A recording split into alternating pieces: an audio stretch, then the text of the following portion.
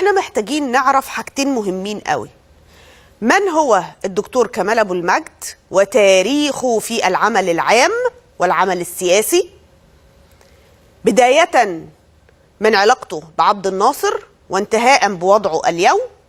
2، احنا محتاجين نعرف من يمثل السيد كمال أبو المجد. خلوني أحاول أعرف شوية يعني بعض العناصر حول من هو الدكتور كمال أبو المجد، وأنا هنا عايزة بس أحط حضراتكم في بعض التفاصيل.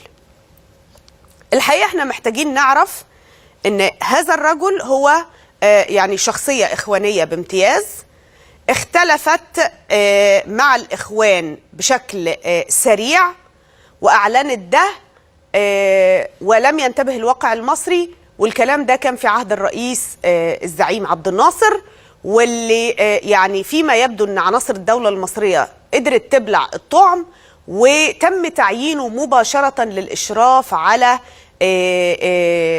مجموعات الشباب الاشتراكي.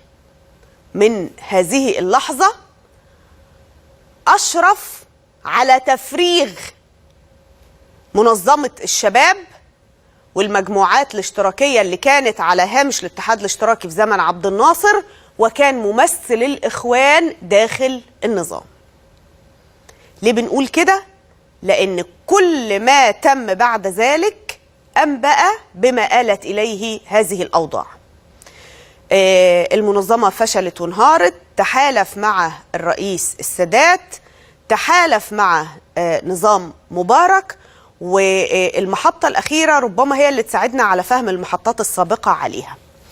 المحطة الأخيرة قالت إنه يعني هذا الرجل هو المسؤول عن مكتب مهم جدا في مصر اسمه مكتب بيكر ماكنزي، وهو مكتب محاماة يهودي بيترأس هذا المركز ما يسمى بحكومة الظل الأمريكية.